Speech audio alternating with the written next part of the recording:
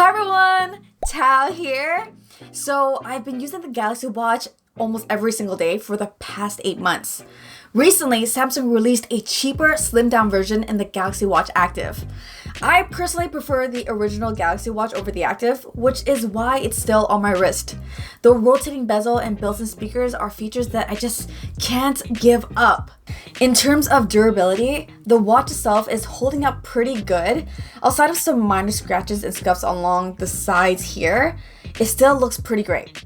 The rotating bezel, which is probably the best part about the watch, is still fully functional and maintains that satisfying click as you rotate it.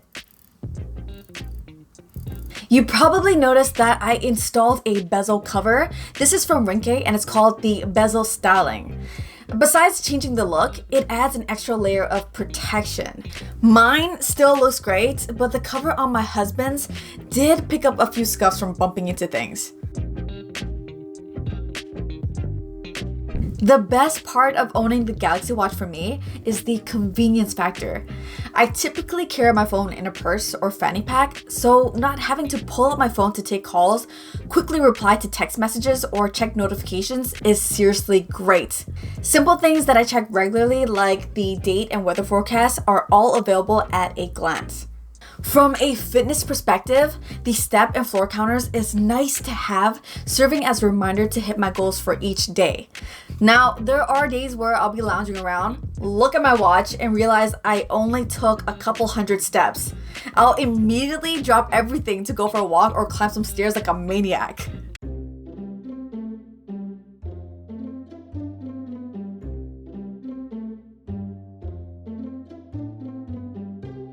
At the gym, being able to stream Spotify or listen to stored music directly from the watch means I can leave my phone in the locker. No distractions, just me time, some music, and a whole lot of sweat. Now, with that being said, the watch is definitely not perfect. I actually recently had to get it repaired. Let's talk about some issues I've experienced. The watch froze and became completely unresponsive on 2 separate occasions. The touchscreen didn't work and the buttons did nothing. I had to hold down both buttons to hard reset the watch to get it up and running again. Now, glitches happen and things crash, so it's not the end of the world. I mean, crashing twice in 8 months, considering that the watch is on all the time, isn't all that bad.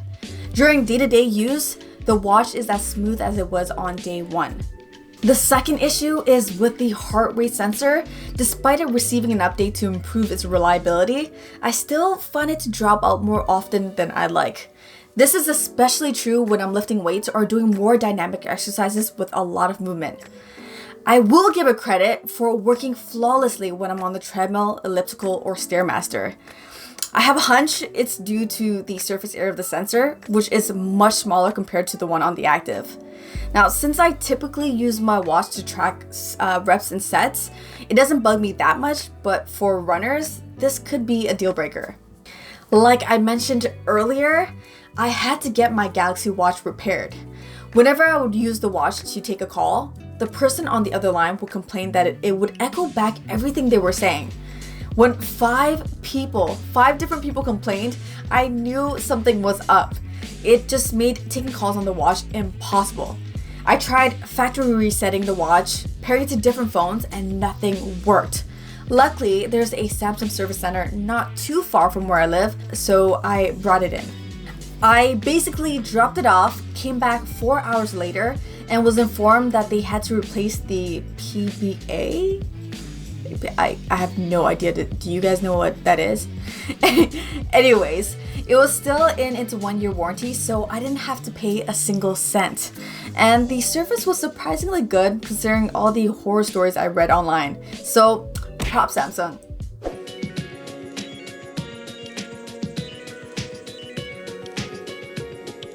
The big question, is it worth it today?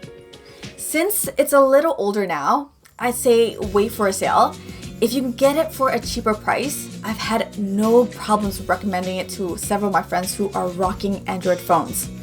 Go with the 46mm if you have the wrist for it, as the battery life on my husband's watch is way better. I get around 2 days while his can go 3 to 4.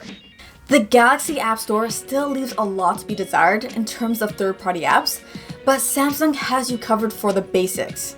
Calls, messaging, and notifications are areas where the watch shines. Fitness tracking features are nice to have, serving as motivation, but isn't going to magically make you healthier. It'll feed you data, but it's up to you to take that info and make changes to your lifestyle. Despite some of the issues I've run into, I still enjoy the watch and will continue to wear it daily.